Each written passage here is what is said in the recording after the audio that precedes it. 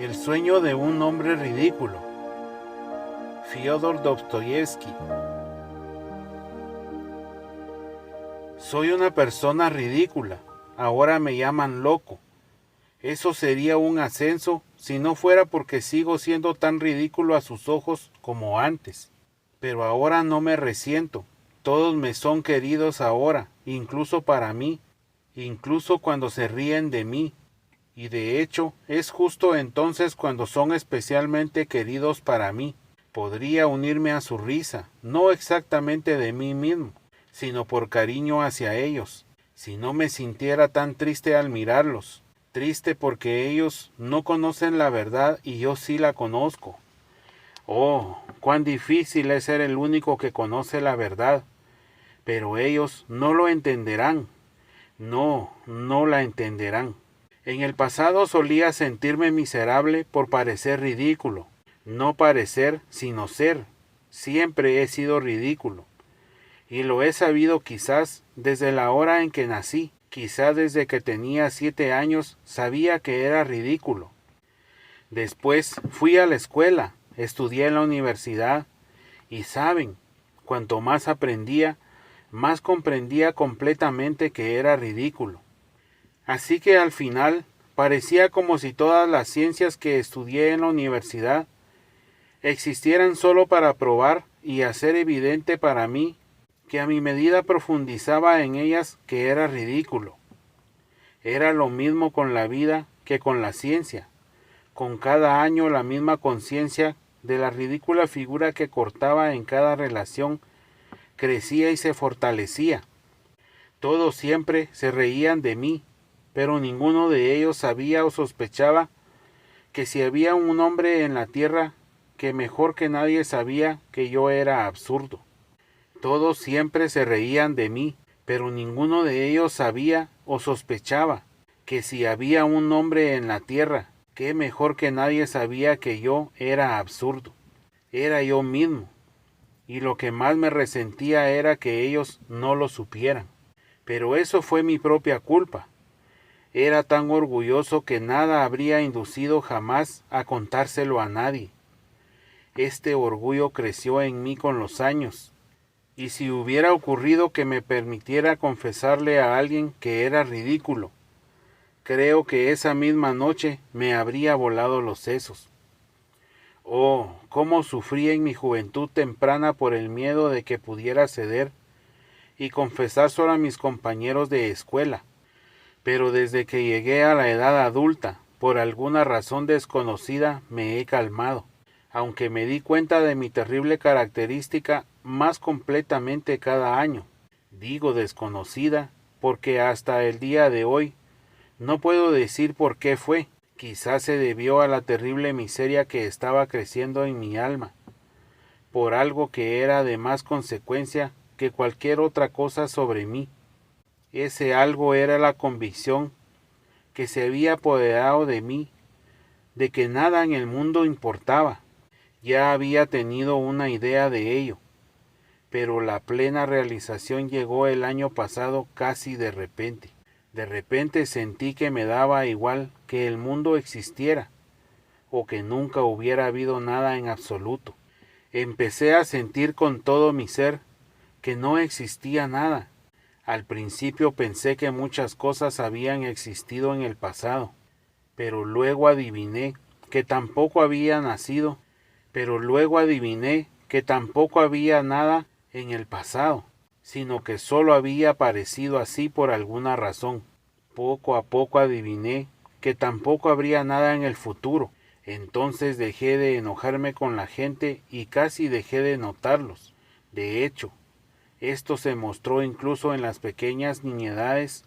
Solía, por ejemplo, chocar contra la gente en la calle, y no tanto por estar perdido en mis pensamientos. ¿Qué tenía que pensar? Ya casi había dejado de pensar en ese momento. Nada me importaba. Si al menos hubiera resuelto mis problemas. Oh, no, había resuelto ninguno. ¿Y cuántos había? Pero dejé de preocuparme por cualquier cosa, y todos los problemas desaparecieron. Y fue después de eso que descubrí la verdad. Aprendí la verdad el pasado noviembre. el 3 de noviembre para ser precisos, y recuerdo cada instante desde entonces. Fue una tarde sombría, una de las más sombrías posibles. Volvía a casa alrededor de las 11, y recuerdo que pensé que la tarde no podía ser más sombría, incluso físicamente. Había estado lloviendo todo el día, y había sido una lluvia fría, sombría, casi amenazante. Recuerdo con un rencor inconfundible contra la humanidad. De repente, entre las 10 y las 11, había parado y había sido seguida por una humedad horrible, más fría y húmeda que la lluvia, y una especie de vapor se elevaba de todo, de cada piedra en la calle y de cada callejón si uno miraba por él hasta donde se podía. De repente se me ocurrió que si todas las luces de la calle se hubieran apagado, habría sido menos triste, que el gas que entristecía más el corazón porque lo iluminaba todo. Ese día apenas había cenado y había pasado la tarde con un ingeniero, y otros 2 amigos también habían estado ahí.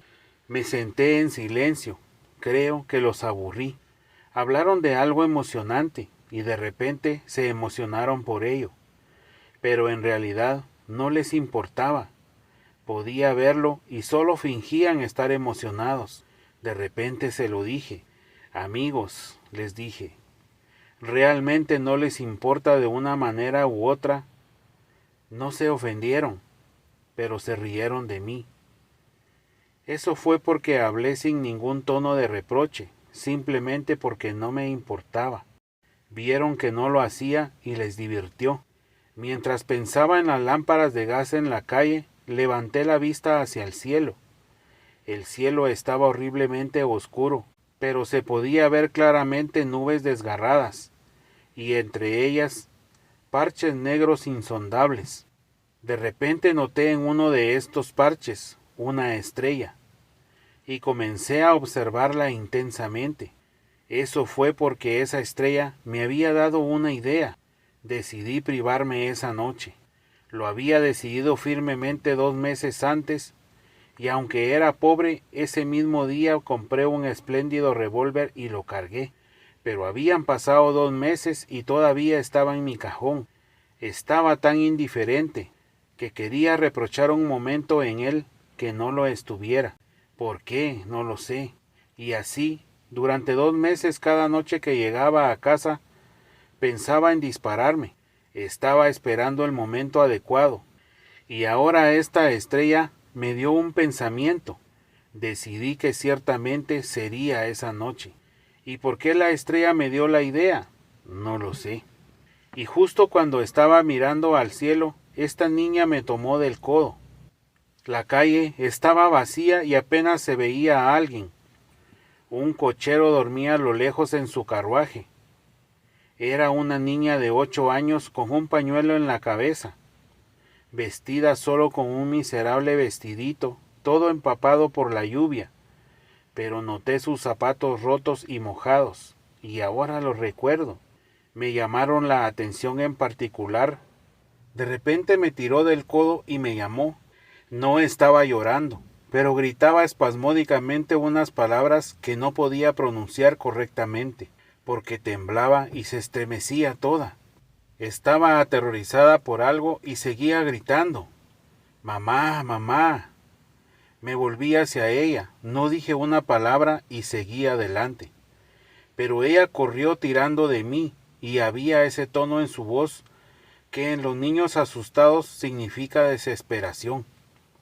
Conozco ese sonido. Aunque no articulaba las palabras, entendí que su madre estaba muriendo, o que algo así les estaba sucediendo, y que había salido corriendo a buscar a alguien, a encontrar algo para ayudar a su madre. No fui con ella, por el contrario, tuve el impulso de alejarla. Primero le dije que fuera un policía, pero ella, juntando las manos, corrió a mi lado sosollando y jadeando, y no me dejaba. Entonces golpeé el suelo con el pie y le grité. Ella gritó, «Señor, señor», pero de repente me abandonó y corrió a toda velocidad a través de la calle. Apareció ahí otro transeúnte, y ella evidentemente huyó de mí hacia él. Subí a mi quinto piso. Tengo una habitación en un piso donde hay otros inquilinos. Mi habitación es pequeña y pobre, con una ventana en forma de semicírculo. Tengo un sofá cubierto de cuero americano, una mesa con libros, 2 sillas y un cómodo sillón, tan viejo como puede ser, pero de la buena forma antigua.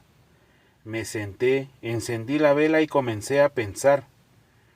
En la habitación contigua a la mía, a través de la pared divisoria, se estaba desatando un auténtico manicomio. Había estado ocurriendo durante los últimos 3 días.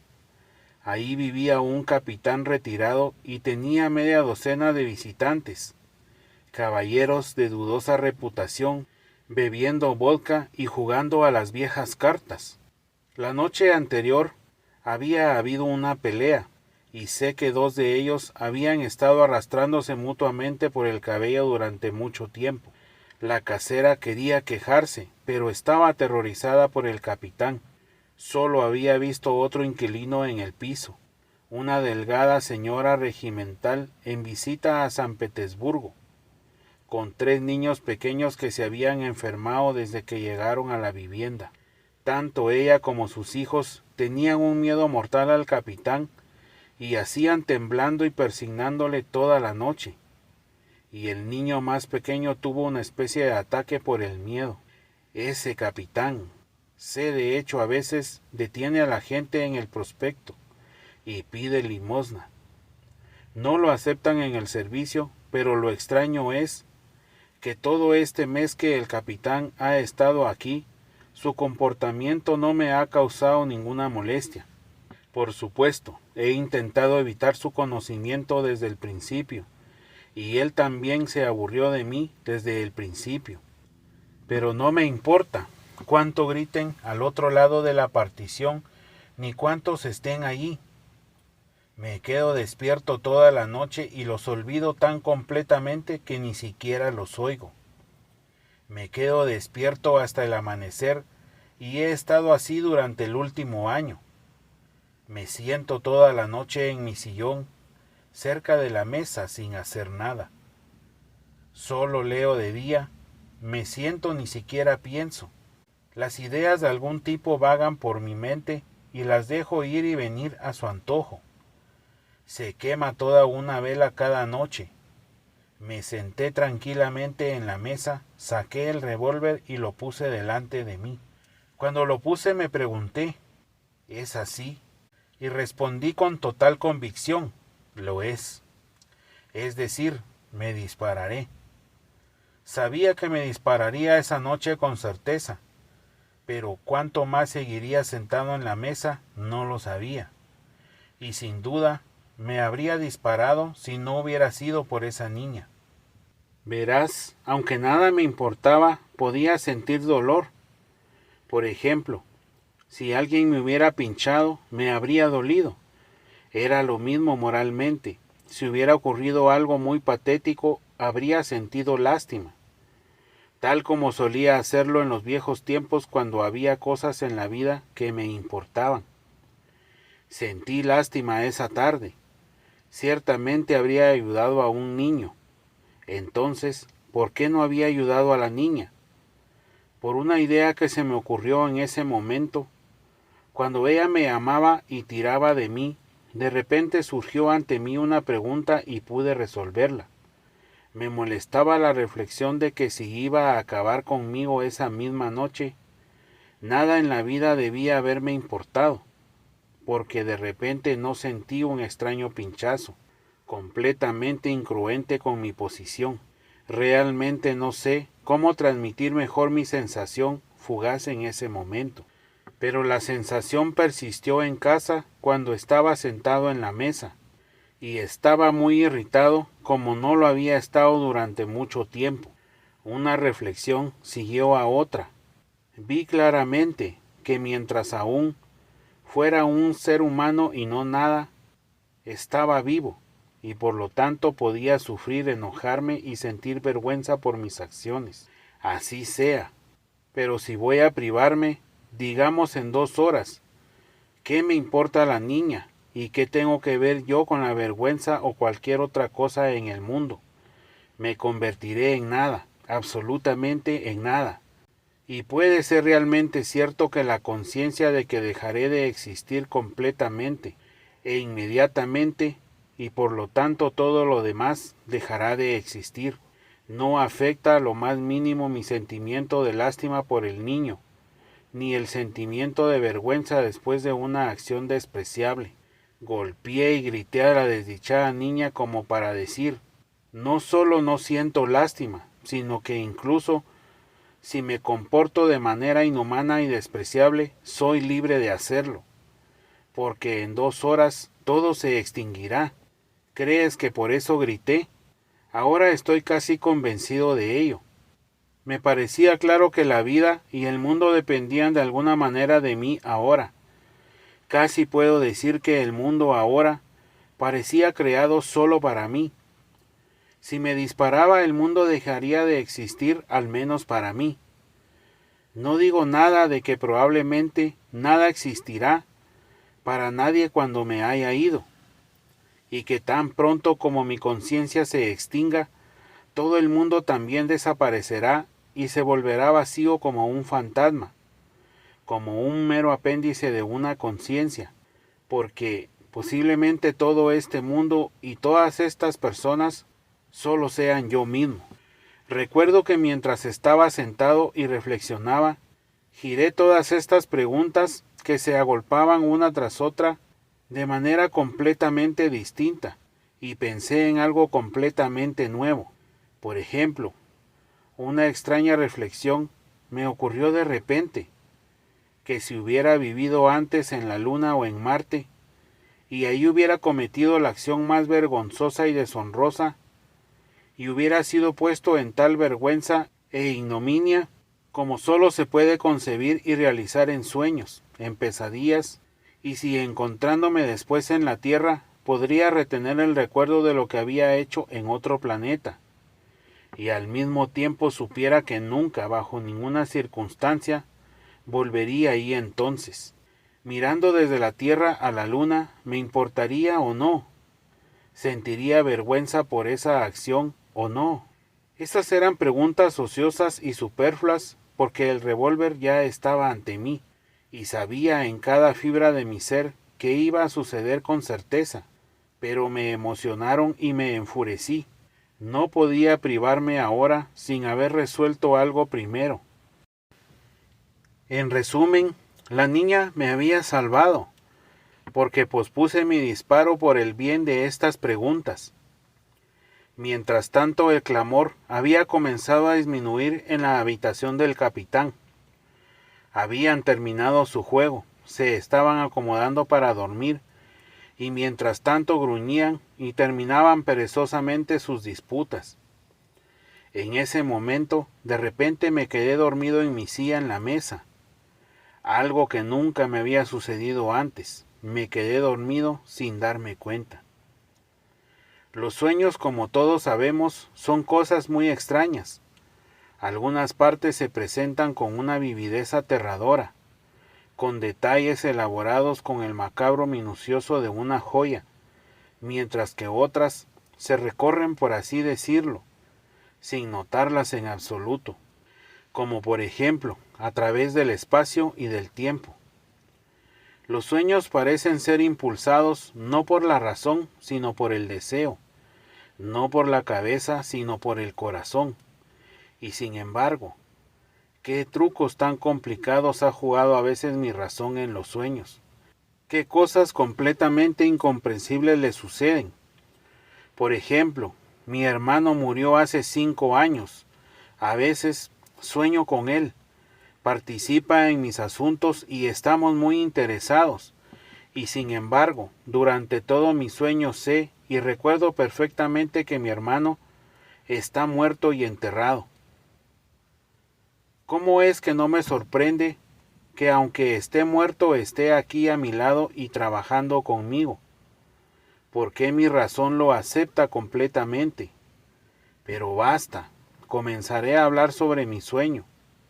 Sí, tuve un sueño, mi sueño del 3 de noviembre. Ahora se burlan de mí, diciéndome que fue solo un sueño. Pero ¿importa si fue un sueño o la realidad? Si el sueño me reveló la verdad, si una vez se ha reconocido la verdad y se las ha visto, sabes que es la verdad y que no hay otra y no puede haberla, estés dormido o despierto. Que así sea, pero esa vida real de la que tanto haces tenía la intención de extinguirla. Oh, mi sueño, me reveló una vida diferente, renovada, grandiosa y llena de poder. Escucha, he mencionado que me quedé dormido sin darme cuenta, y parecía seguir reflexionando sobre los mismos temas. De repente soñé que tomaba el revólver y lo apuntaba directamente a mi corazón y no a mi cabeza, y había decidido de antemano dispararme en la sien derecha. Después de apuntar a mi pecho, esperé 1 o 2 segundos, y de repente mi vela, mi mesa y la pared frente a mí comenzaron a moverse y agitarse. Me apresuré a apretar el gatillo. En los sueños a veces caes desde una altura, te apuñalan o te golpean, pero nunca sientes dolor, a menos que quizás realmente te golpees contra el cabecero de la cama. Entonces sientes dolor y casi siempre te despiertas por ello. Lo mismo sucedió en mi sueño.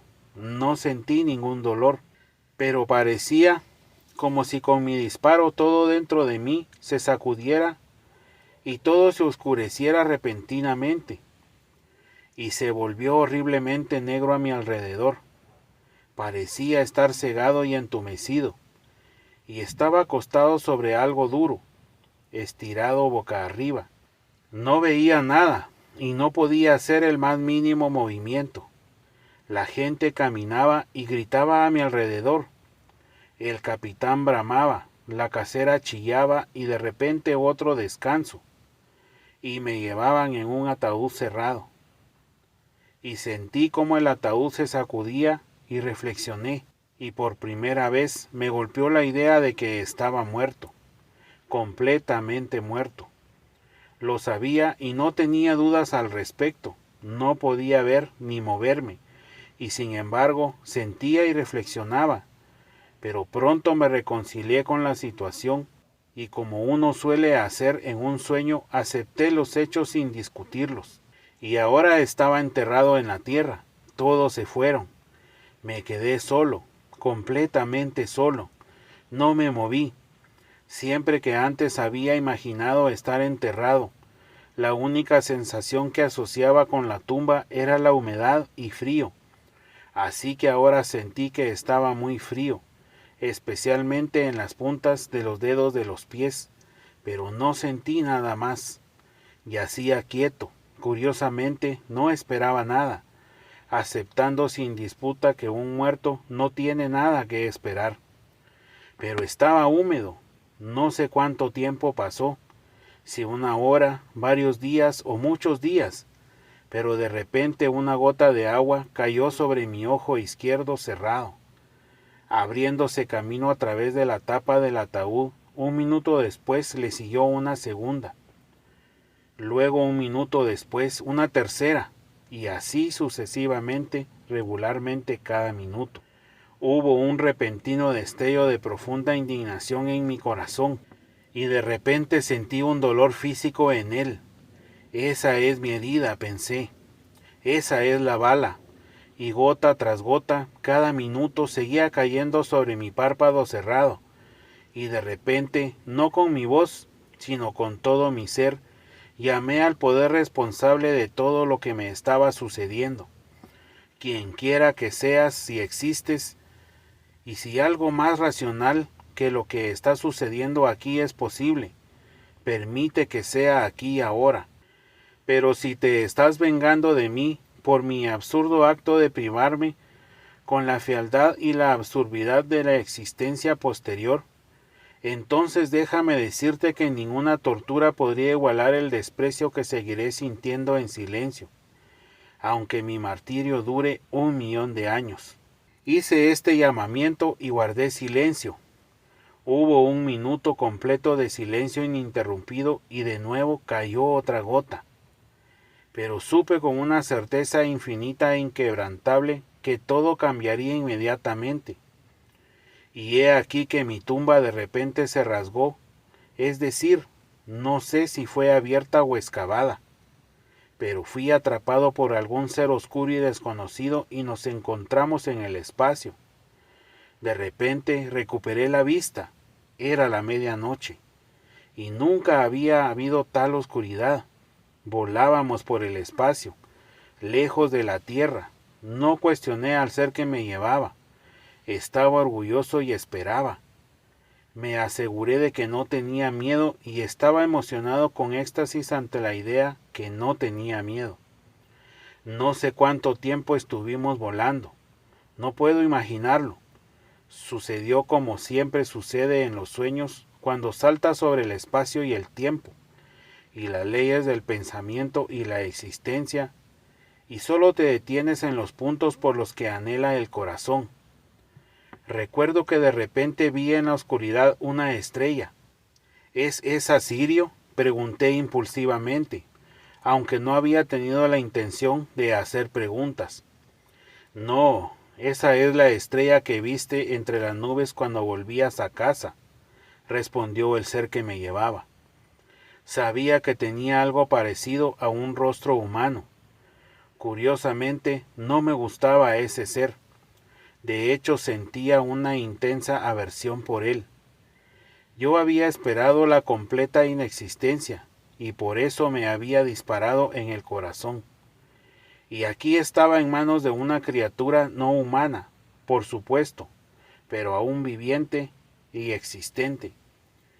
Y si hay vida más allá de la tumba, pensé con la frivolidad extraña que uno tiene en los sueños. Pero en lo más profundo de mi corazón permanecía inalterado. Y si tengo que existir de nuevo, pensé, y vivir una vez más bajo el control de algún poder irresistible, no seré vencido ni humillado.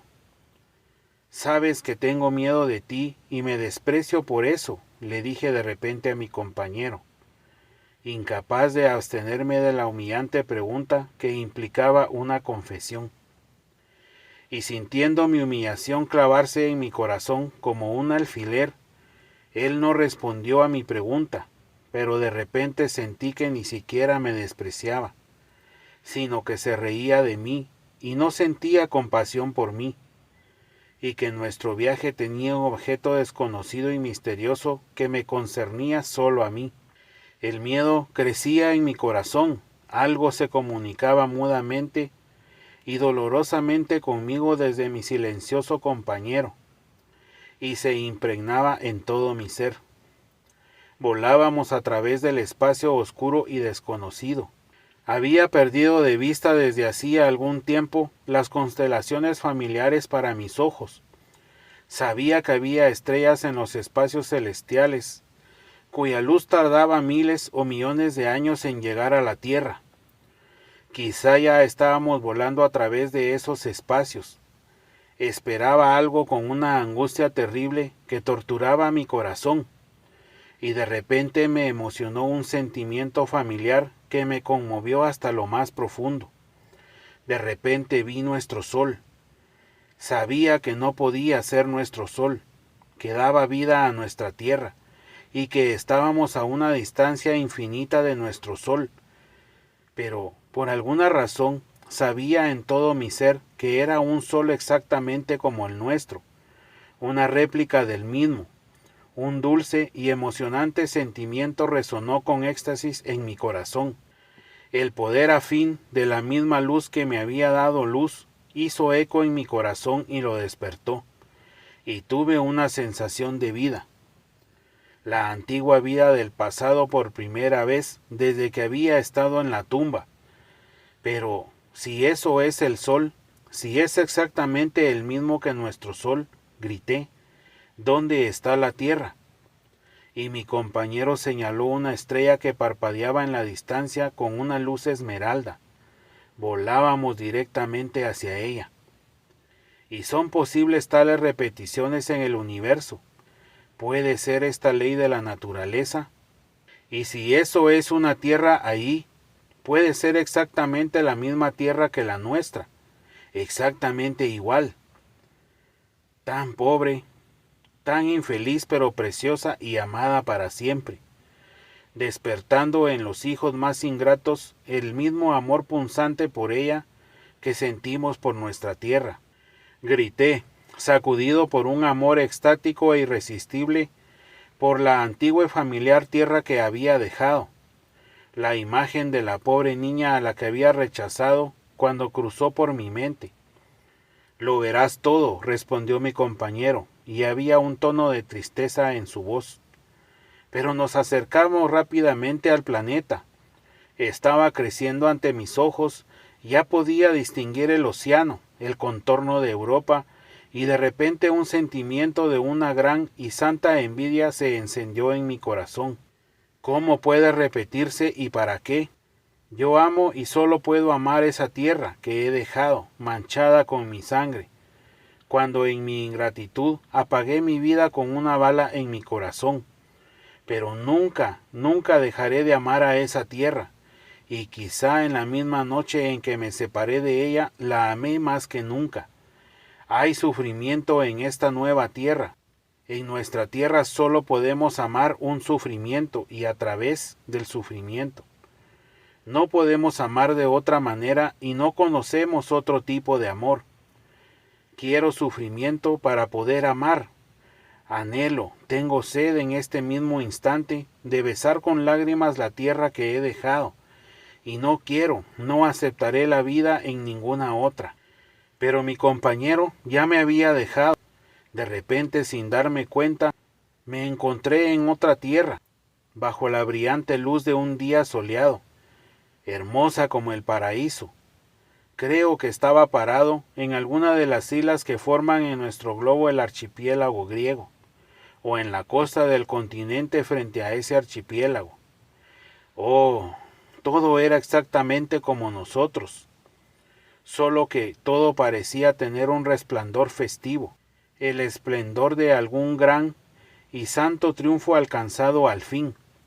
El mar cariñoso verde como esmeralda salpicaba suavemente la orilla y la besaba con un amor manifiesto, casi consciente. Los altos y hermosos árboles estaban en todo el esplendor de su floración y sus innumerables hojas me saludaban, estoy seguro, con su suave y cariñoso susurro y parecían articular palabras de amor. La hierba brillaba con flores brillantes y fragantes. Las aves volaban en bandadas en el aire y se posaban sin miedo en mis hombros y brazos, y me golpeaban alegremente con sus queridas y aleteantes alas. Y finalmente vi y conocí a la gente de esta tierra feliz.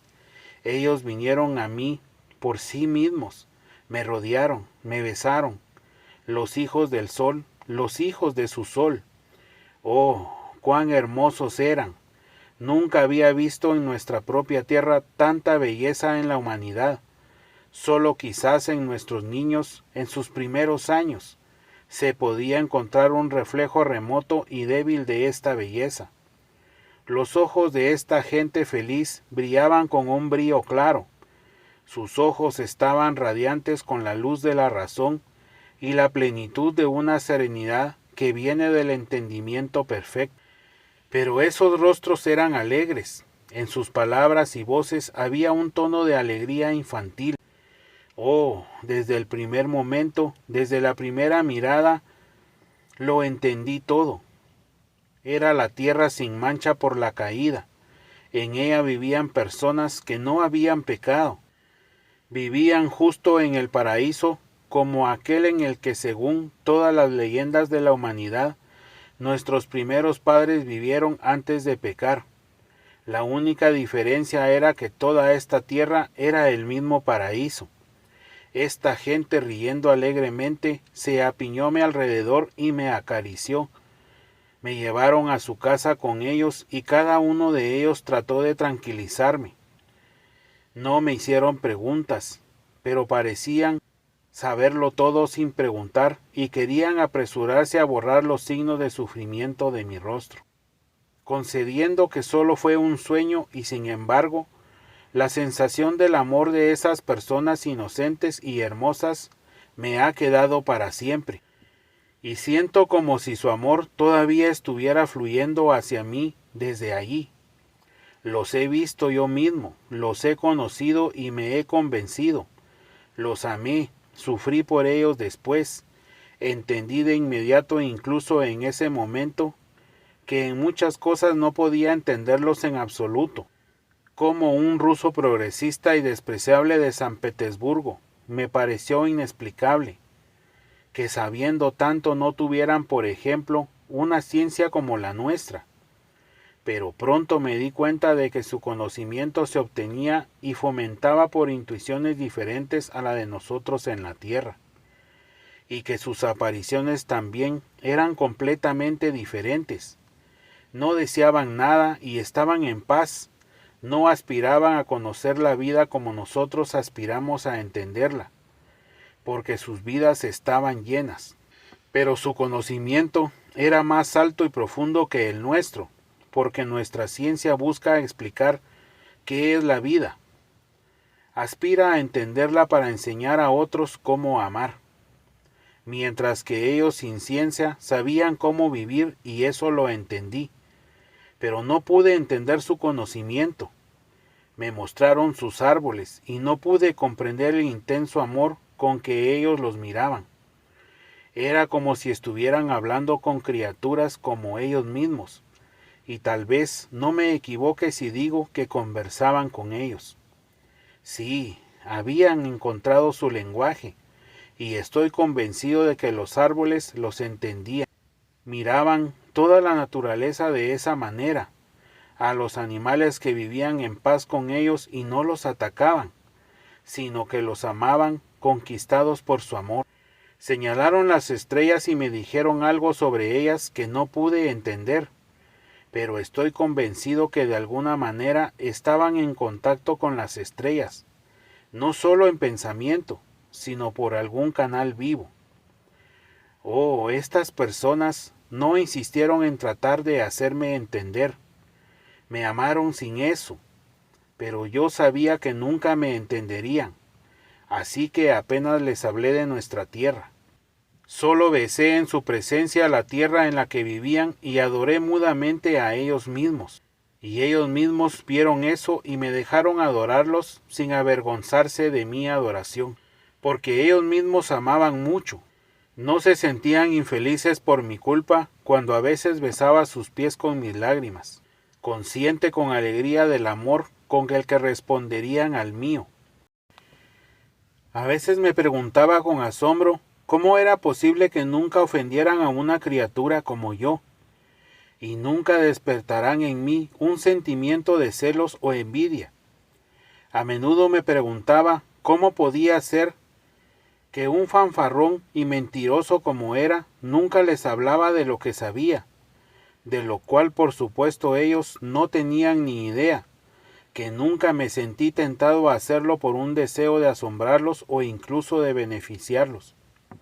Eran tan alegres y juguetones como niños, vagaban por sus hermosos bosques y matorrales, cantaban sus encantadoras canciones, su alimento era ligero, las frutas de sus árboles, la miel de sus bosques y la leche de los animales que los amaban.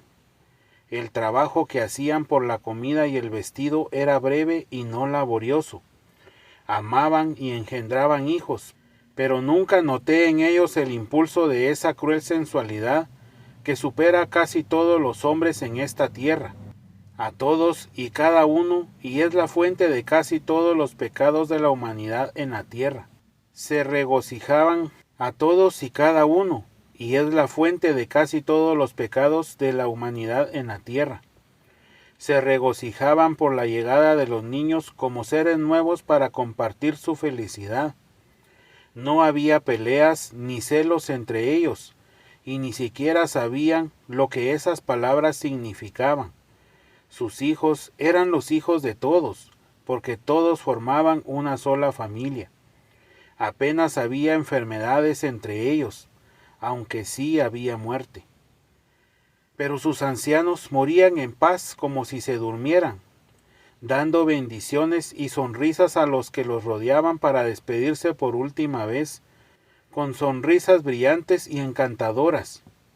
Nunca vi dolor ni lágrimas en estas ocasiones, solo amor, que llegaba al punto del éxtasis, pero un éxtasis tranquilo, perfeccionado y contemplativo. Uno podría pensar que todavía estaban en contacto con los difuntos después de la muerte, y que su unión terrenal no se cortaba con la muerte. Apenas me entendían cuando les preguntaba sobre la inmortalidad, pero evidentemente estaban tan convencidos de ella sin razonar que para ellos no era una pregunta en absoluto. No tenían templos, pero tenían un sentido real, vivo e ininterrumpido de unidad con todo el universo. No tenían credo, pero tenían un conocimiento cierto de que cuando su alegría terrenal alcanzara los límites de la naturaleza terrenal, entonces vendría para ellos, para los vivos y para los muertos, una plenitud aún mayor de contacto con todo el universo. Esperaban ese momento con alegría, con prisa, sin anhelarlo, pero pareciendo tener un anticipo de ello de sus corazones, de lo cual hablaban entre sí. Por la noche antes de irse a dormir, les gustaba cantar un coro musical y armonioso. En esas canciones expresaban todas las sensaciones que el día que se iba les había dado. Cantaban sus glorias y se despedían de él. Cantaban las alabanzas de la naturaleza del mar, de los bosques. Les gustaba hacer canciones sobre sí mismos y elogiarse unos a otros como niños. Eran las canciones más simples, pero brotaban de sus corazones e iban al corazón. Y no solo en sus canciones, sino en toda su vida. Parecían no hacer otra cosa que admirarse mutuamente. Era como estar enamorados unos de otros, pero con un sentimiento abarcador y universal. Algunas de sus canciones solemnes y extáticas apenas las entendía del todo. Aunque entendía las palabras, nunca pude comprender su significado completo. Permanecía, por así decirlo, más allá del alcance de mi mente, pero mi corazón inconscientemente lo absorbía cada vez más. A menudo les decía que había tenido un presentimiento de ello mucho antes que esa alegría, y esa gloria me había llegado en nuestra tierra en forma de una melancolía anhelante, que a veces se acercaba a un dolor insoportable, que había tenido un conocimiento previo de ellos y de su gloria en los sueños de mi corazón, y las visiones de mi mente que a menudo en nuestra tierra no podía mirar el sol poniente sin lágrimas, que en mi odio hacia los hombres de nuestra tierra siempre había un angustioso anhelo, pero que no podía odiarlos ni amarlos, porque no podía perdonarlos. Y en mi amor por ellos había un dolor anhelante, porque no podía amarlos sin odiarlos. Me escuchaban, y vi que no podían concebir lo que estaba diciendo, pero no me arrepentí de haberles hablado de ello. Sabía que entendían la intensidad de mi angustioso anhelo por aquellos a quienes había dejado, pero cuando me miraban con sus dulces ojos llenos de amor, cuando sentía que en su presencia mi corazón también se volvía tan inocente y justo como el de ellos, la sensación de la plenitud de la vida me quitaba el aliento y los adoraba en silencio. Oh, todo el mundo se ríe en mi cara ahora y me asegura que uno no puede soñar, con detalles como lo estoy contando ahora, que solo soñé o sentí una sensación, que surgió en mi corazón en delirio, e inventé los detalles yo mismo al despertar. Y cuando les dije que quizás realmente era así, Dios mío, cómo se reían en mi cara y qué alegría causé. Oh sí, por supuesto que fui vencido por la mera sensación de mi sueño. Y eso fue todo lo que se preservó en mi corazón cruelmente herido. Pero las formas e imágenes reales de mi sueño, es decir, las mismas que realmente vi en el momento de mi sueño, estaban llenas de tal armonía, eran tan encantadoras y cautivadoras y eran tan reales, que al despertar, por supuesto, fui incapaz de expresarlas en nuestro pobre lenguaje, por lo que estaban destinadas a volverse borrosas en mi mente, y así quizás realmente fui forzado después a inventar los detalles, y por supuesto a distorsionarlos en mi apasionado deseo de transmitir al menos algunos de ellos lo más rápido que pudiera. Pero por otro lado, ¿cómo puedo dejar de creer que todo fue verdad? Quizá fue 1000 veces más brillante, feliz y alegre de lo que describo. Concediendo que lo soñé, sin embargo debió haber sido real. Sabes, te diré un secreto, quizá no fue un sueño en absoluto, porque luego sucedió algo tan terrible, algo tan horriblemente verdadero, que no podía haber sido imaginado en un sueño.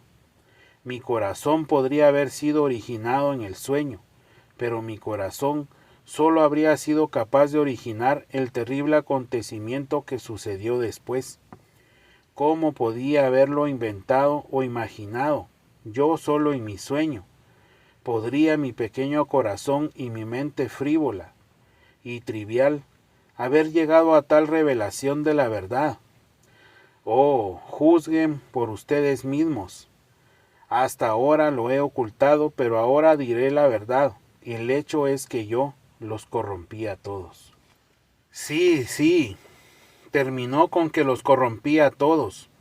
¿Cómo sucedió? No lo sé, pero lo recuerdo claramente. El sueño abarcó miles de años y me dejó solo un sentido de lo absoluto. Solo sé que fui la causa de su pecado y su caída, como una vil trichina, como un germen de la peste que infecta reinos enteros. Así contaminé toda esta tierra, tan feliz y sin pecado antes de mi llegada. Aprendieron a mentir, se aficionaron a la mentira y descubrieron el encanto de la falsedad. Oh, al principio quizás comenzó inocentemente como una broma, coquetería, con juego amoroso, quizá de hecho con un germen, pero ese germen de falsedad se abrió camino en sus corazones y les agradó. Luego la sensualidad fue engendrada pronto, la sensualidad engendró celos, los celos crueldad. No sé, no recuerdo, pero pronto, muy pronto se derramó la primera sangre. Se maravillaron y se horrorizaron, y comenzaron a dividirse y separarse. Formaron uniones, pero era una contra otra. Siguieron reproches, recriminaciones, conocieron la vergüenza, y la vergüenza los llevó a la virtud. Surgió la concepción del honor, y cada unión comenzó a ondear sus banderas. Comenzaron a torturar animales, y los animales se retiraron de ellos a los bosques y se volvieron hostiles hacia ellos. Comenzaron a luchar por la separación, por el aislamiento, por la individualidad, por lo mío y lo tuyo. Comenzaron a hablar en diferentes idiomas. Conocieron el dolor y amaron el dolor. Ansiaron el sufrimiento y dijeron que la verdad sólo podía alcanzarse a través del sufrimiento. Luego apareció la ciencia. A medida que se volvieron malvados, comenzaron a hablar de la hermandad y el humanitarismo, y entendieron esas ideas. A medida que se volvieron criminales, inventaron la justicia y redactaron códigos legales completos para observarla, y para asegurar que se cumplieran instalaron una guillotina. Apenas recordaban lo que habían perdido. De hecho, se negaban a creer que alguna vez habían sido felices e inocentes. Incluso se reían de la posibilidad de esta felicidad en el pasado y la llamaban un sueño. No podían siquiera imaginarla de una forma y figura definidas, pero extraño y maravilloso de relatar, aunque perdieron toda fe en su felicidad pasada, y la llamaron una leyenda. Anhelaban tanto ser felices e inocentes, una vez más que sucumbieron a este deseo como niños. Hicieron un ídolo de él, erigieron templos y adoraron su propia idea, su propio deseo, aunque al mismo tiempo creían plenamente que era inalcanzable y no podía realizarse. Sin embargo, se inclinaron ante ella y la adoraron con lágrimas. Sin embargo, si hubiera sucedido que hubieran regresado a la condición inocente y feliz que habían perdido, y si alguien les hubiera mostrado de nuevo y les hubiera preguntado si querían volver a ella, ciertamente se habrían negado. Me respondieron: podemos ser engañosos, malvados e injustos. Lo sabemos y oramos por ello. Nos afligimos por ello, nos atormentamos y nos castigamos más quizás que ese juez misericordioso que nos juzgará, y cuyo nombre no sabemos. Pero tenemos ciencia y por medio de ella encontraremos la verdad y llegaremos a ella conscientemente. El conocimiento es superior al sentimiento. La conciencia de la vida es superior a la vida. La ciencia nos dará sabiduría. La sabiduría revelará las leyes, y el conocimiento de las leyes de la felicidad es superior a la felicidad. Eso es lo que dijeron, y después de decir tales cosas, cada uno comenzó a amarse a sí mismo más que a nadie. Y de hecho no podían hacer otra cosa. Todos se volvieron tan celosos de los derechos de su propia personalidad que hicieron todo lo posible para restringir y destruirlo en los demás, y convirtieron eso en lo principal en sus vidas. Siguió la esclavitud, incluso la esclavitud voluntaria. Los débiles se sometieron ansiosamente a los fuertes, con la condición de que estos últimos los ayudaran a someter a los aún más débiles. Entonces surgieron santos que vinieron a estas personas, llorando, y les hablaron de su orgullo, de su pérdida de armonía y proporción adecuada, de su pérdida de vergüenza. Se les ridiculizaba o se les apedreaba. Se derramó sangre santa en el umbral de los templos. Luego surgieron hombres que comenzaron a pensar cómo reunir a todas las personas nuevamente, de modo que todos, mientras aún se amaran a sí mismos más que a nadie, no interfirieran con los demás y todos pudieran vivir juntos en una sociedad algo armoniosa. Surgieron guerras regulares sobre esta idea. Todos los combatientes al mismo tiempo creían firmemente que en la ciencia, la sabiduría y el instinto de autopreservación obligarían a los hombres al final a unirse en una sociedad armoniosa y racional.